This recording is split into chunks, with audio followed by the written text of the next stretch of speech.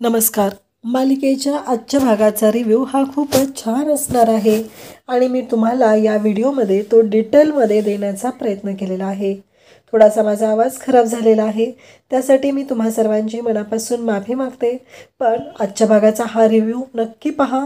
अद्वैत आणि कला यांच्यामध्ये काय जुगलबंदी होते, कला अद्वैतची कशी वाट लावते, म्हणजे त्याला कसं गंडवते, त्याला वेड्यात काढते. म्हणजे आता कलाने ठरवलेलं आहे की चांदेकर माझ्याशी खोटं वागतोय ना, तर मीही त्याच्याशी खोटं वागायचं आणि त्याची चांगलीच मजा घ्यायची, असं कलाने ठरवलेलं आहे. पहिल्यासारखी रडूबाई अशी कला आपल्याला पाहायला मिळणार नाही, तर ती स्ट्रॉंग झालेली आहे. मंदिरातनं ती पुन्हा आलेली आहे, ती बदलून आलेली आहे, हे आपल्याला पाहायला मिळणार आहे. परंतु आणखी एक म्हणजे नैनाने हे जे प्रेग्नन्सीचं नाटक सुरू केलेलं आहे, त्या नाटकाचा पर्दाफाश आजच्या या भागामध्ये होणार आहे. नैना ही बाहेर चाललेली असते आणि जिन्यातून उतरताना पायरीवरून तिचा पाय निसटतो आणि ती जिन्यात पडते. त्यावेळेस आबा, सरोज, त्याचबरोबर रोहिणी, रजनी, अद्वैत सर्वजण तिथं आहेत आणि सगळेजण धावत जातात. तेव्हा त्यांच्या सगळ्यांच्या समोर आता नैनाच्या खोट्या प्रेग्नन्सीचं बिंग फुटताना आपल्याला पाहायला मिळणार आहे. तर खरंच खूप सुंदर असा भाग आहे, तो नक्की पहा आणि हा जो रिव्ह्यू आहे तो मनापासून ऐका. तुम्हाला जर काही चेंजेस हवे असतील तर ते कमेंट करून सांगा. त्याचबरोबर चॅनलवर नवीन असाल तर चॅनलला सबस्क्राईब करा. चॅनलला सबस्क्राईब करणं, चॅनलवरती व्हिडिओ पाहणं हे विनामूल्य आहे. त्यामुळं तुम्ही काहीही अगदी मनापासून हा व्हिडिओ पहा. तर इकडे कला आणि अद्वैत या दोघांनाही खूप मोठा धक्का बसलेला आहे. नैना जिन्यात पडलेली आहे. आता नैनाला सावरण्यासाठी अद्वैत आणि कला दोघंही धावत गेलेले आहेत. परंतु नैनाने एक मोठी चूक केलेली आहे, ती म्हणजे आज तिने तिच्या पोटाला जे कापड लावत असते ते लावलेलं नाही. आता हे सगळं कसं होतं, नैना कुठं चाललेली असते, त्यासाठी हा व्हिडिओ शेवटपर्यंत पहा. कला आता बेडवर झोपलेली असते. अद्वैतला काही माहीत नसतं. अद्वैत लाईट ऑफ करतो आणि तोही झोपायला बेडवरती येतो आणि तो झोपायला आल्यानंतर पाहतो तर तिथे कला झोपलेली असते. अद्वैत म्हणतो, काय खरे तू? अद्वैतसाठी हा खूप मोठा धक्का असतो. अद्वैतला कळतच नसतं की ही इथं माझ्या बेडवर का झोपतीये, हा प्रश्न त्याला पडलेला असतो. त्याला माहिती वाटलंही नव्हतं की कला कधी त्याच्या बेडवरती येऊन झोपेल आणि त्याच्या शेजारी झोपलेली असेल. त्यामुळं त्याला खूप मोठा धक्का बसलेला असतो आणि अद्वैत ओरडायला सुरुवात करतो. कला म्हणते, काय झालं चांदेकर, एवढं ओरडण्यासारखं काय झालेलं आहे, एवढं कशाला ओरडतोस ना, असं कला अद्वैतलाच बोलत असते. आणि त्यानंतर ती म्हणते की चांदेकर, त्यावेळेस अद्वैत म्हणतो, अगं तू चुकून माझ्या जागेवर झोपली आहे. कला म्हणते, हो का, नाही दिवसभराची खूप दमले रे मी. अद्वैत म्हणतो, बरं वाटलं तर मी तुला तुझी गादी घालून देतो, मग तू झोप तिथे. तेव्हा कला म्हणते की हो हो म्हणते आणि पुन्हा झोपी जाते. अद्वैत म्हणतो, काय मी गादी घालू? तेव्हा कला म्हणते की आताच तू बोलला ना, तू तर किती चांगला आहे, तुझ्यामध्ये किती चांगुलपणा आहे, मग आता असं का म्हणतोयस तू, मला कळतच नाही आहे, नक्की काय झालं, घाल ना गादी, घालतोस ना गादी, तू गादी घाल मग झोपते, असं अद्वैतला कला सांगत असते. अद्वैत म्हणतो, काय आता ही माझ्यावरच येते सगळं, मलाच काम सांगायला लागले, मी तिला सहज बोलून गेलो होतो. कला म्हणते, तू चांगला नाही आहेस का, म्हणजे तुझे हे करतोयस, हे सगळं नाटक करतोय का, म्हणजे बघ ना तू तू तर चांगला असल्यासारखं वागत असतो, मग अचानक काय झालं, मग काय प्रॉब्लेम आहे तुला चादर घालायला किंवा गादी घालायला? अद्वैत म्हणतो, हो बाई मी गादी घालतो, झोप तू, काही प्रॉब्लेम नाही आहे मला, असं अद्वैत म्हणतो.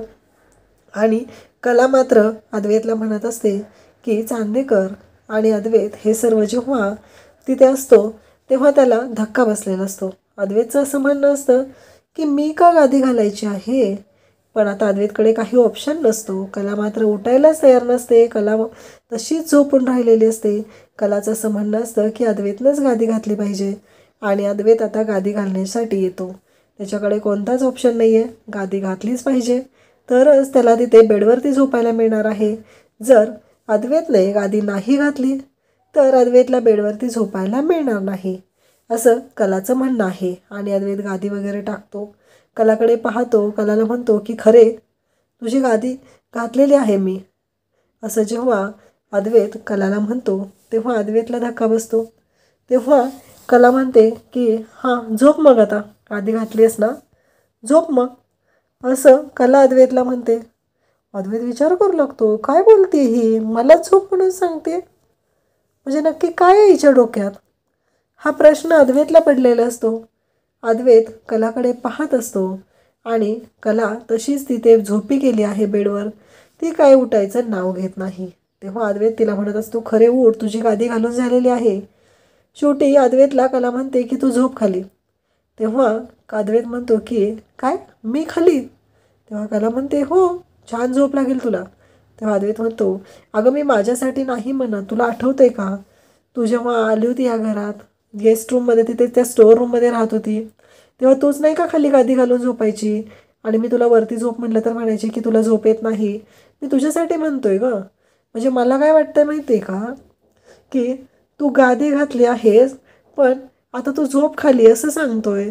त्यावेळेस कला म्हणते की नाही चांदेकर, आज ना मला गादीवरच झोपायचं आहे. सवयीचं कसं माणूस सवयीचा गुलाम होतो, तसं मला ना वाण नाही गुण लागलाय आज. कळलं का तुला मला काय म्हणायचं आहे ते? असं अद्वैतला ती सांगत असते. अद्वैतला काही कळत नसतं. कला वेगवेगळी भाषा वापरत असते, त्यामुळं अद्वैतच्या काहीच लक्षात आलेलं नसतं. इकडे कला अद्वैतला म्हणत असते, आता तुम्ही बेड तिथे गादी टाकली आहे ना, मग झोपा त्याच्यावरती.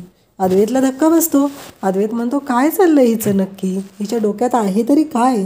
करायचं आहे का हिला नक्की? हा प्रश्न अद्वैतला पडलेला असतो.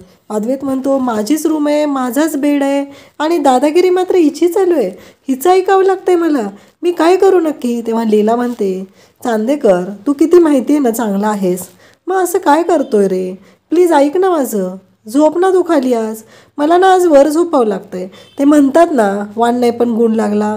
मग तसंच झालं रे, वाण नाही लागला मला पण गुण लागला आहे. तू रोज वरती झोपतोस ना, त्यामुळं आता मलाही वाटायला लागलं आहे की मीही गादीवर झोपावं. मागच्या दिवस झोप ना तू खाली चांदेकर. असं म्हणत लीला इकडे अद्वैतला कला सांगत असते. कलाचं असं म्हणणं असतं की चांदेकर प्लीज झोप ना तू, मी खूप दमली आहे ना. तू मगाशीच म्हणाला ना की मी झोपतो खाली, म्हणून तर मी गादीवर झोपली आणि तू आत्ता असं काय म्हणतोयस रे? असं कला अद्वैतला म्हणत असते. अद्वैत म्हणतो की नाही गं, तू मला म्हणाली होतीस की नाही तुला त्रास नको, मग तू झोप नाही, ते तुला आवडत नाही ना गादीवर झोपल्यावर, तुझी पाठ धरते ना गादीवर झोपल्यावर. असं हे सगळं अद्वैत कलाला बोलत असतो. कला म्हणते की तसं नाही आहे.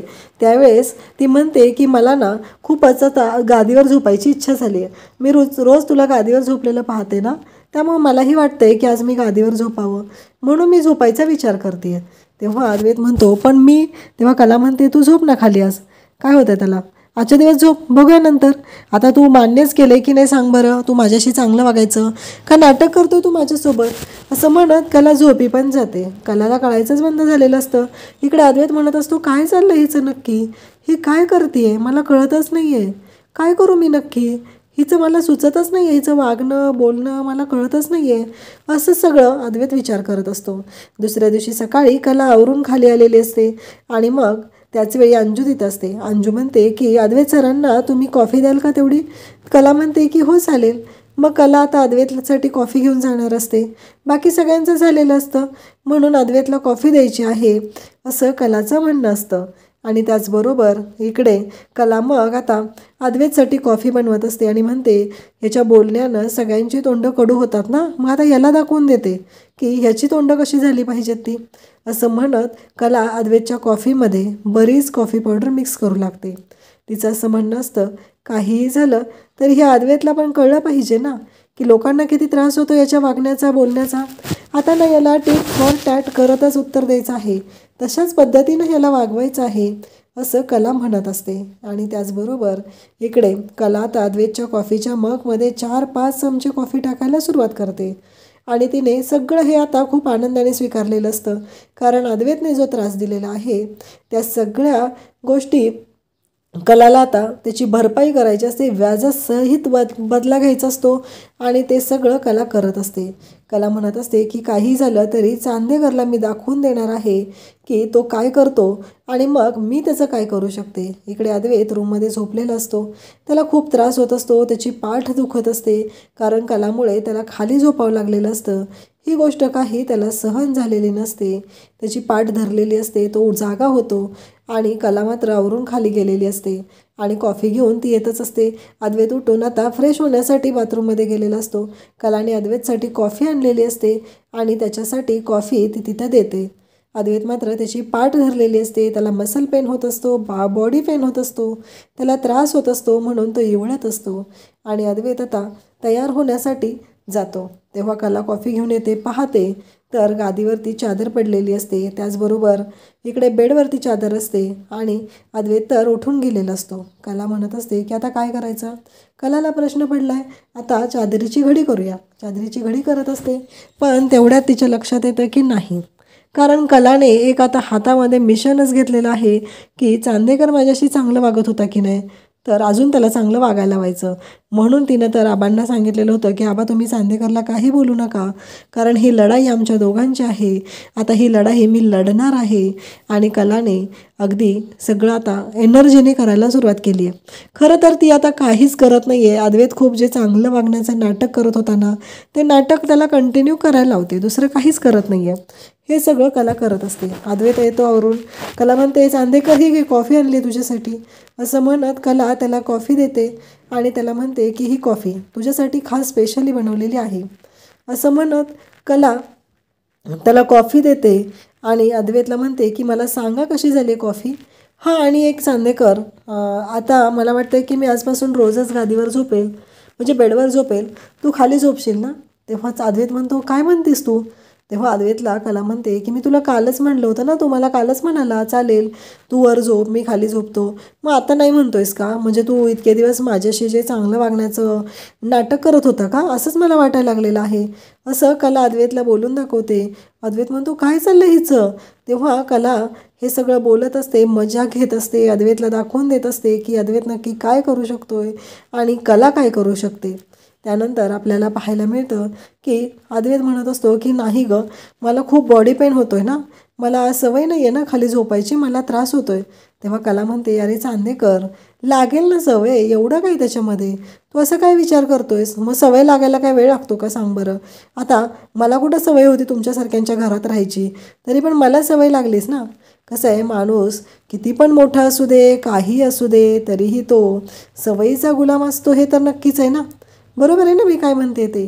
तसं तू पण सवयीचा गुलाम होशीलच ना, तुलाही सवय लागेल.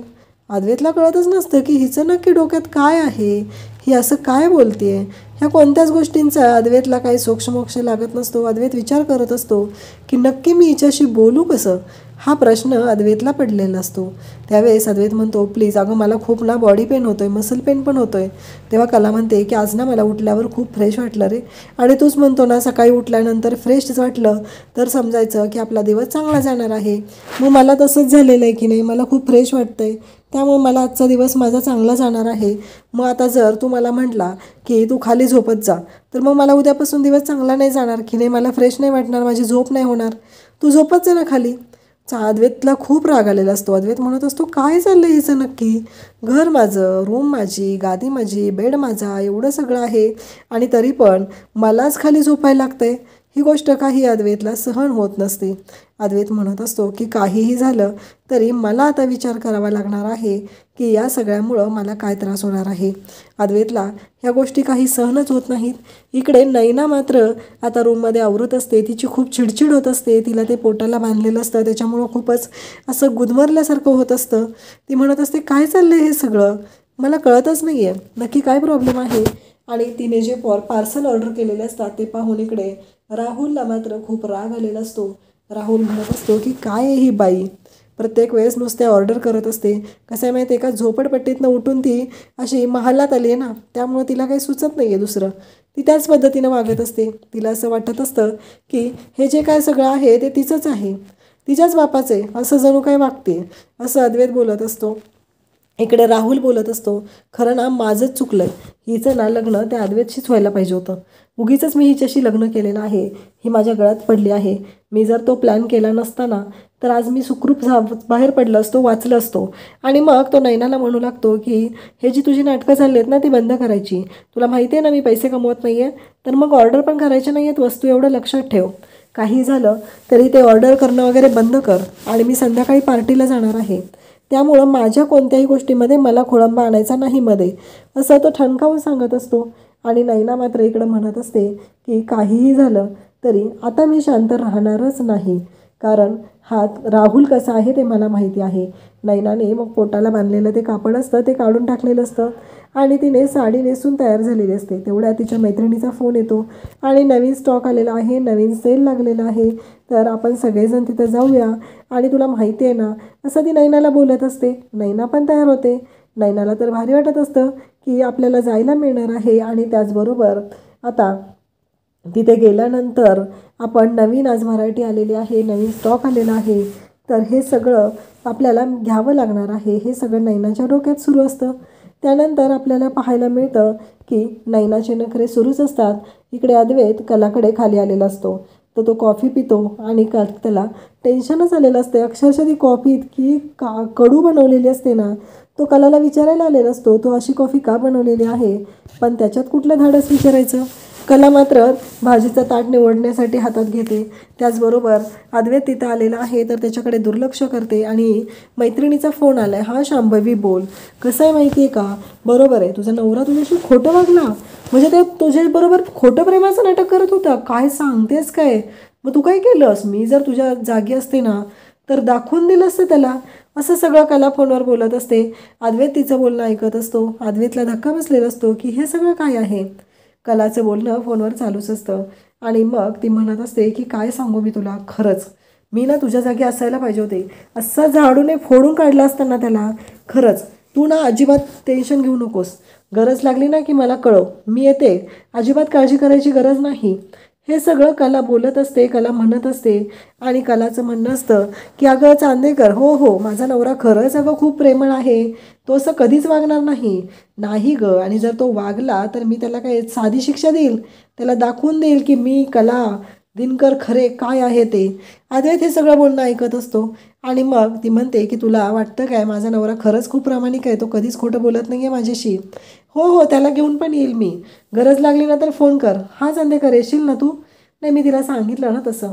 तर तो म्हणतो की काय हे, त्याला कलाला विचारायचं वेगळंच असतं. कलाचं मात्र बड सुरू असते. कलाने मुद्दाम कानाला फोन लावलेला असतो आणि ही सगळी नाटकं सुरू असतात.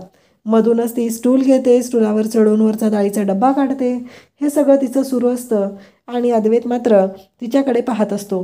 अद्वैतला कळतच नसतं की ही काय बोलते. ही तर सगळं जे बोलत असते ते अद्वैतला अगदी टोचल अशी बोलत असते, म्हणजे लेकी बोले सुने लागे या प्रकारामध्ये तिचं चालू असतं. कलाचं असं म्हणणं असतं की मी अरे काय सांगू तुला, खरंच चांदेकर म्हणजे खूप चांगला आहे, तो असं चुकीचं कधीच वागू शकत नाही, मी ओळखते ना त्याला, अगं आता आमचं लग्न झाल्यापासून बघते ना तसं कधीच झालेलं नाही आहे बघ, असं ती मैत्रिणीला सांगत असते. अद्वैतला प्रश्न पडलेला असतो आणि मग झाडूने फोडून काढेल म्हणलं जेव्हा ऐकायला येतं तेव्हा अद्वैतला धक्का बसतो. अद्वैतला असं वाटतं की मी तर हिच्याशी खोटं बोललेलो आहे, हिला प्रेमाचा नाटक करत आहे, हिच्याशी खोटं वागत आहे, म्हणजेच ही बाई मला आता झाडूने फोडून काढणार. आणि अद्वैतला तसं दिसू लागलेलं आहे की कला त्याला झाडूने फोडून काढत आहे, त्याला मारत आहे, त्याला पूर्ण हॉलभर फिरवून मारत आहे. हे जेव्हा अद्वैतला आठवतं तेव्हा कला म्हणते चांदेकर काय झालं, आणि कला त्याला बोलत असते पण अद्वैतचं काही लक्ष नसतं. त्याच्या डोळ्यासमोर हेच दिसत असतं की कला त्याला झाडूने मारत आहे आणि तोच घरभर ओरडत फिरत आहे. त्यानंतर इकडे अद्वैतच्या डोक्यात हे सगळं चालू असतं आणि कला मात्र अद्वैतकडे पाहत असते. कला म्हणत असते की अरे माझी ती मैत्रीण आहे ना शांभवी, तिचा नवरा आहे ना, त्याने ना तिच्याबरोबर प्रेमाचं खोटं नाटक केलं आहे, मग आता ते खोटं नाटक नाही केलं पाहिजे ना, एखाद्याला नाही फसवलं पाहिजे की नाही, म्हणून तिच्याशी बोलत होते. मग अद्वैत म्हणतो तू मला घेऊन कशाला जाणार आहे. कला म्हणते की अरे गेलंच पाहिजे ना, तिला गरज असेल आपली तर आपण तिच्या मदतीला नको का जायला, तिचा नवरा देशी चुकीचं वागतोय, आपण त्याला फोडून काढायला नको का, हे सगळं कला बोलत असते. अद्वैतला मात्र धक्का बसलेला असतो. अद्वैत म्हणत असतो की काय चाललंय, हिला जर उद्या माझ्याबद्दल कळलं मी हिच्याशी खोटं वागतोय तर ही तर माझी पूर्ण वाटच लावेल. हे सगळं अद्वैतच्या लक्षात आलेलं असतं आणि कला अद्वैतला म्हणत असते की बरोबर आहे ना, येशील ना तू. आणि अद्वैतला असं वाटत असतं की आता माझीच वाट लागायला लागलेली आहे, आता मलाच खोडणार की काही कशाने, हा प्रश्न आता अद्वैतला पडलेला असतो. कला अद्वैतकडे पाहत असते. अद्वैत मात्र बुचकळ्यात पडलेला असतो. कला पुन्हा डाळीचं भांडवलचा डबा घ्यायचा असतो, त्यासाठी ती स्टूलावरती चढते. अद्वैत तिच्याकडे पाहतच असतो. त्याचवेळी आपल्याला पाहायला मिळतं कलाचा तोल जात असतो. ती त्याच्याशी बोलत असते, त्याच्याशी त्याला गोष्टी सांगत असते, मैत्रिणीच्या नवऱ्याचं सगळं सत्य सांगत असते आणि त्याच दरम्यान कलाचा तिथून तोल जात असतो आणि अद्वैत कलाला सावरण्यासाठी स्टुलाच्या जवळ जातो आणि तो स्टुलावरून पडणाऱ्या कलाला सावरतो आणि कलाला त्याच्या मिठीत घेतो. आता कलाला तर मिठीत घेतलेलं असतं आणि अद्वैतला प्रश्न पडलेला असतो की हे सगळं काय होतंय. अद्वैत तर प्रेमाने गेलेलं आहे तिला घ्यायला मिठीत, त्याच्या मनात आता कोणतंही कपट नाही, मग हे सगळं कशासाठी, हा प्रश्न अद्वैतकडे आहे. अद्वैत मग कलाकडे पाहतो आणि कलाला म्हणतो की खरे, आणि तेवढ्यातच तिथे रजनी आलेली असते. रजनी म्हणते की अद्वैत, कला. रजनी त्या दोघांना एकमेकांच्या मिठीत पाहते, दोघंजण एकत्र आहेत ही गोष्ट पाहते, तेव्हा रजनीलाही छान वाटतं आणि मग अद्वैत म्हणतो की काकी मला फोन आला, मी जातो, असं म्हणत तो मोबाईल घेऊन तिथून पळालेला असतो. त्याचबरोबर इकडे कला मात्र अद्वैतच्या मिठीत असते आणि अद्वैत तिथून निघून गेल्यानंतर कला अद्वैतकडे पाहत राहते. तेव्हा रजनी म्हणते की कला, काल असं काहीतरी घडलेलं होतं तुमच्या दोघांमध्ये, म्हणून तू घर सोडून गेलीस, पण आज तुम्हाला दोघांना पुन्हा मी एकत्र बघते तर मला बरं वाटतंय. तेव्हा कला म्हणते म्हणजे मी नाही सांगू शकत, कारण मी कोणत्या परिस्थितीतनं गेली आहे किंवा जाते आहे हे मी कोणाला सांगू शकत नाही. हे सगळं कला मनातल्या मनात बोलत असते आणि इकडे रजनीला मात्र छान वाटत असतं. तर रजनी म्हणत असते की जाऊ दे, सगळं व्यवस्थित होतंय ना. कला मात्र सगळं व्यवस्थित करण्याचा प्रयत्न करत असते. व्यवस्थित तर काही झालेलं नसतं, सगळं काय आहे ते बिनसलेलंच आहे. आता त्या सगळ्यातूनच वाट काढत मला पुढं जायचं आहे, असं कलाचं म्हणणं आहे. आणि रजनी म्हणते की सगळं व्यवस्थित होईल कला, काळजी करू नको. रजनी पण कलाला समजवत आहे. त्यानंतर अद्वैत निघून जातो. आता इकडे नैनाचं आवरून झालेलं असतं आणि नैना जिन्यातून खाली येत असते. तिचं लक्ष नसतं, तिचा पाय जिन्यावरून सटकतो. हॉलमध्ये आबा, अद्वैत, त्याचबरोबर सरोज, रोहिणी, रजनी सर्वजण कॉफी घेत बसलेले आहेत आणि जेव्हा नैना आता खाली कोसळते, ती जोरात किंचाळते, कला मात्र चहा गाळत असते, अद्वैत फोनवर असतो आणि हे दोघंजण पाहतात. तेव्हा कलाला पण कळतच नाही आहे की तिच्या घशातून आवाजच फुटत नाही आहे. हे सगळं चालू असतं आणि मग सगळेजण तिकडे नैनाकडे पाहतात. नैना कोसळलेली आहे जिन्यातून आणि ती खाली पडत आलेली आहे. त्याचबरोबर नैनाने नेमकं आज ते पोटावर बांधलेलं कापड काढलेलं नाही आणि आता नैना जर बेशुद्ध असेल आणि तिला डॉक्टरांकडे घेऊन गेलं तर डॉक्टरांनी जर सांगितलं ती प्रेग्नंट नाही आहे तर मग खूप मोठा लोचा होणार आणि या सगळ्यामध्ये नैना पकडली जाणार. अशा प्रकारे नैनाच्या खोट्या प्रेग्नन्सीचा पर्दाफाश आपल्या सर्वांच्या समोर होणार आहे. अशाच अपडेटसाठी चॅनलला सबस्क्राईब करा. थँक्यू.